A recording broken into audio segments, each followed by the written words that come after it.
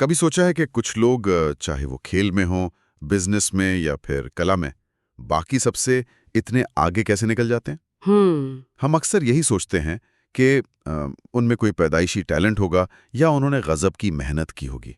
पर क्या कहानी सिर्फ इतनी ही है? नहीं, कहानी इससे कहीं ज्यादा गहरी है। आज हम मैल्कम ग्लैडवेल की मशहूर किताब आउटलायर्स की एक गहरी पड़ताई करने वाले हैं।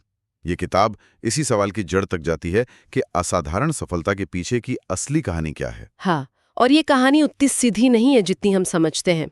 इस चर्चा का मकसद है उन छिपे हुए फैक्टर्स को सामने लाना जो किसी की कामयाबी को बनाते हैं या बिगाड़ते हैं। जैसे कि सही मौके, सही समय। बिल्कुल, सही माहौल और हमारी सांस्कृतिक विरासत जो पीढ़ियों से हमारे साथ चलती है। ग्लैडवेल का सबसे बड़ा तर्क यही है कि कोई भी अपनी कामयाबी अकेले नहीं लिखता। अच्छा। हर सफलता के पीछे छिपे हुए फायदे, असाधारण मौके और एक लंबी विरासत की कहानी होती है। तो मतलब ये हुआ कि सफलता सिर्फ एक इंसान की नहीं, बल्कि उसके पूरे माहौल की कहानी है। चलिए इसी धागे को पकड़कर आगे बढ़ते हैं। ग्लैडवेल शुरुआत करते हैं अवसर की बात से, और इसमें वो एक बहुत ही दिलचस्प आइडिया लाते हैं, मैथ्यू प्रभाव। हाँ, ये सुनने में थोड़ा भारी लगता है, पर इसका मतलब बहुत सरल है। जिसके पास है उसे और दिया जाएगा। यानी सफलता ही सफलता को खींचती है। बिल्कुल। और इसे समझाने के लिए वो कनाडियन हॉकी का जो उदाहरण देते हैं, वो तो दिमाग खोल देता है। हाँ, वो तो कमाल का है। कनाडा में अगर आप टॉप हॉकी खिलाड़ियों की जन्म की तारीखें देखें तो ज्यादातर जनवरी, फरवरी या मार्च में पैदा हुए होते हैं। अब इसका टैलेंट से क्या लेना देना? लेना देना है सिस्टम से। कनाडा में जूनियर हॉकी लीग के लिए उम्र की कट ऑफ तारीख है 1 जनवरी। अच्छा, तो इसका मतलब ये हुआ कि जो बच्चा 1 जनवरी को पैदा हुआ है, वो उसी लीग में खेलने वाले 31 दिसंबर को पैदा हुए बच्चे से लगभग पूरे 1 साल बड़ा है। ठीक, यही बात है। और 9 साल की उम्र में 1 साल का फर्क बहुत बड़ा होता है। हाँ, मतलब ज्यादा ताकत, ज्यादा स्पीड, बेहतर कोऑर्डिनेशन। तो कोच किसे चुनेंगे? जाहिर है उस बड़े और मजबूत बच्चे को। उसे बेहतर टीम में जगह मिलती है, उसे साल में ज्यादा मैच खेलने को मिलते हैं, उसे बेहतर कोच ट्रेनिंग देते हैं। तो एक छोटा सा किस्मत का फायदा। हाँ, कि आप साल की शुरुआत में पैदा हुए, वो धीरे धीरे एक बहुत बड़े फायदे में बदल जाता है। वो बच्चा बाकियों से इतना आगे निकल जाता है कि एक दिन वो स्टार बन जाता है। और हम बस उसकी मेहनत और टैलेंट देखते हैं, पर उस शुरुआती अदृश्य फायदे को भूल जाते हैं। ये तो सिर्फ हॉकी की बात नहीं हुई फिर। ये तो हर जगह लागू होता होगा। हमारे स्कूल सिस्टम में भी तो ऐसा ही होता है। बिल्कुल। जो बच्चा क्लास में थोड़ा आगे होता है, टीचर उस पर ज्यादा ध्यान देते हैं, उसे मुश्किल सवाल देते हैं, और वो और बेहतर होता जाता है। और आज के दौर में देखें तो स्टार्टअप की दुनिया में भी यही होता है ना, आसान हो जाता है। जबकि हो सकता है कि उससे बेहतर आइडिया वाला कोई दूसरा स्टार्टअप पीछे रह जाए, सिर्फ इसलिए क्योंकि उसे वो शुरुआती लकी ब्रेक नहीं मिला। ये दिखाता है कि खेल का मैदान असल में कभी भी समतल नहीं होता। अवसर का एक और पहलू है जिस पर ग्लैडवेल ने शायद सबसे ज्यादा चर्चा की है। 10,000 घंटे का नियम। हाँ, उनका मशहूर 10,000 घंटे का नियम। ये तो लगभग एक कहावत बन चुका है कि किसी भी चीज में वर्ल्ड क्लास बनने के लिए आपको लगभग 10,000 घंटे की प्रैक्टिस चाहिए। महानता आसमान से नहीं टपकती, उसे घंटों की मेहनत से तराशा जाता है। और इसके उदाहरण कमाल के हैं, जैसे द बीटल्स। हाँ, बीटल्स। आज हम उन्हें जीनियस मानते हैं, लेकिन उनके मशहूर होने से पहले की कहानी कोई नहीं जानता। 1960 के दशक की शुरुआत में वो जर्मनी के हैम्बर्ग शहर के छोटे छोटे गंदे क्लबों में रात रात भर परफॉर्म करते थे। कभी कभी तो एक दिन में 8-8 घंटे तक। हाँ, जब वो वहां से निकले तो वो 12,000 से ज्यादा लाइव शो कर चुके थे।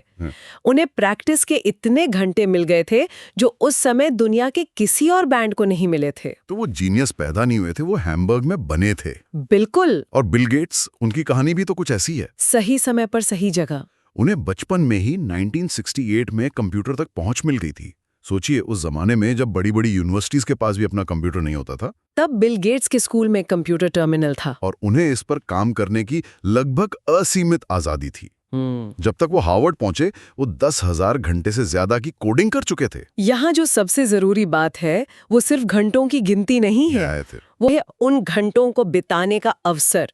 बीटल्स को हैम्बर्ग का वो असाधारण मौका मिला, बिल गेट्स को दुर्लभ कंप्यूटर तक पहुंच मिले। अच्छा, ये नियम मेहनत के बारे में तो है ही, लेकिन उससे भी ज्यादा ये सही समय पर मिले सही अवसर के बारे में है। ठीक है, तो 10,000 घंटे की मेहनत और सही मौका, ये तो समझ आता है।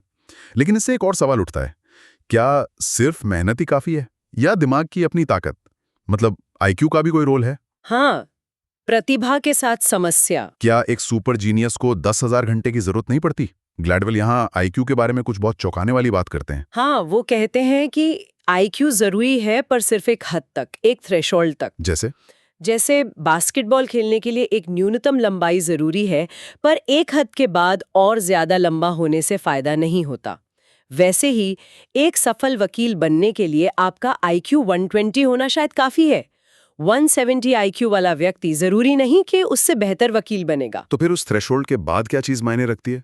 उसके बाद जो चीज मायने रखती है वो है प्रैक्टिकल इंटेलिजेंस, व्यावहारिक बुद्धि। हाँ, ये वो समझ है कि किससे क्या कहना है, कब कहना है और कैसे कहना है ताकि आपका काम हो जाए। मतलब लोगों को पढ़ने की कला। हाँ, अपनी बात मनवाने का हुनर, सामाजिक माहौल को समझने की क्षमता, ये वो चीज है जो आपको स्कूल की किताबों में नहीं मिलती। तो ये कहाँ से मिलती है? ये आपके घर के माहौल और आपकी परवरिश से मिलती है। इसे समझाने के लिए वो दो लोगों की कहानी की तुलना करते हैं जो जमीन आसमान का फर्क दिखाती है। क्रिस लैंगन और रॉबर्ट ओपेनहाइमर। हाँ, एक तरफ हैं क्रिस लैंगन जिनका आईक्यू 195 था, आइंस्टाइन से भी ज्यादा। एक सच्चा जीनियस। लेकिन उनका बचपन बेहद गरीबी और मुश्किलों में बीता।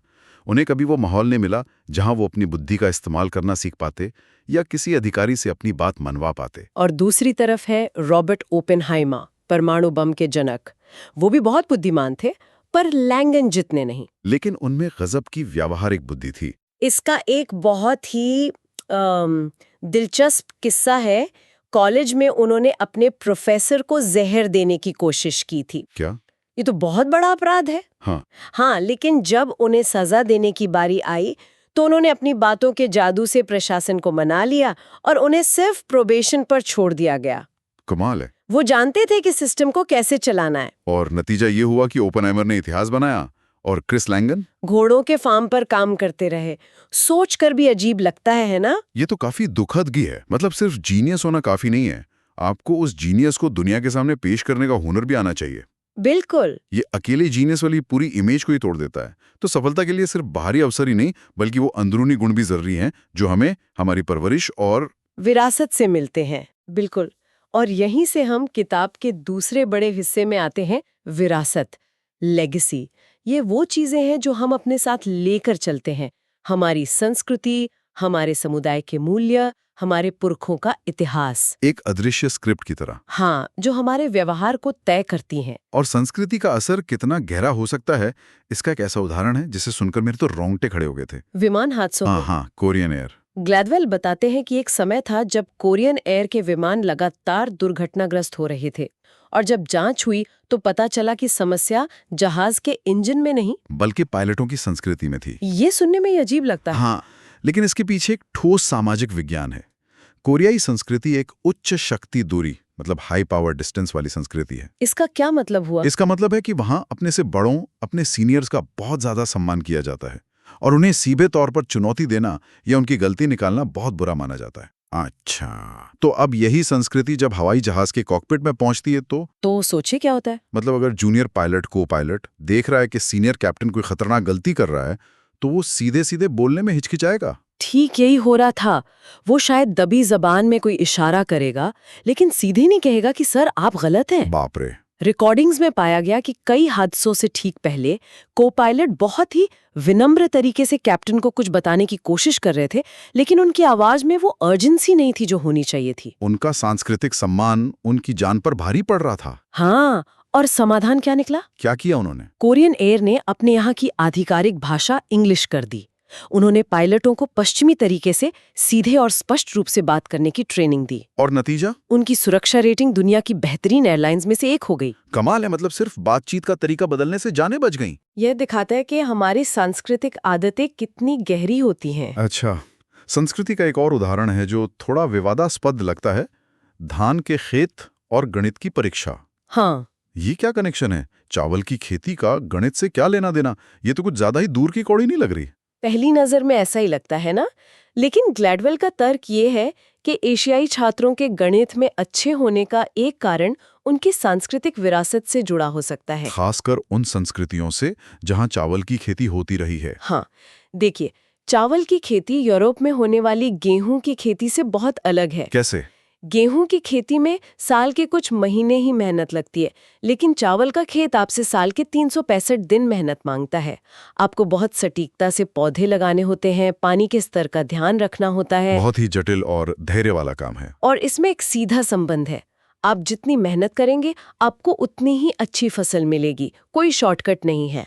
अच्छा, और यही मानसिकता गणित के सवाल हल करने में भी काम आती है। बिल्कुल।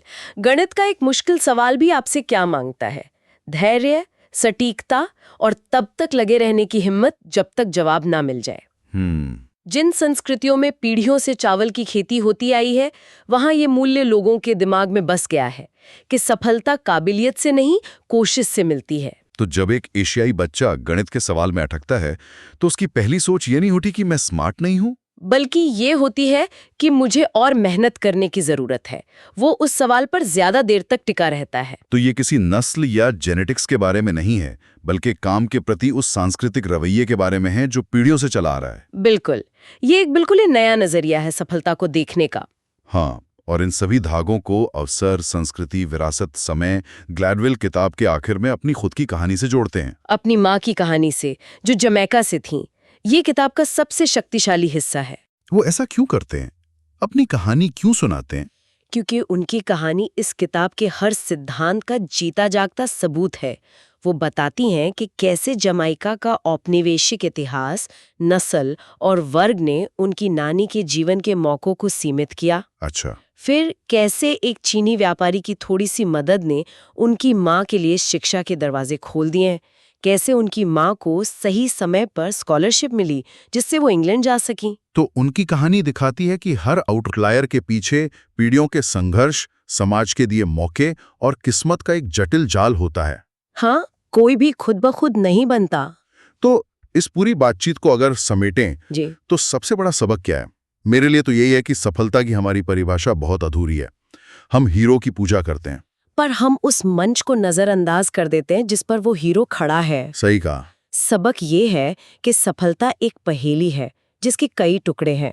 आप कब और कहाँ पैदा हुए, आपके माता पिता क्या करते थे, आपकी संस्कृति आपसे क्या अपेक्षा रखती है, और आपको कौन से खास मौके मिले। हाँ, असाधारण रूप से सफल हर व्यक्ति इन सभी अदृश्य हवाओं की मदद से उड़ान भरता है। ये सोच हमें थोड़ा विनम्र भी बनाती है। अपनी सफलता पर कम गुमान करना और दूसरों की विफलता पर उन्हें कम आंकना सिखाती है। और ये हमें एक बहुत बड़े और जरूरी सवाल पर लाकर छोड़ देती है, जिस पर हम सबको सोचना चाहिए। वो क्या?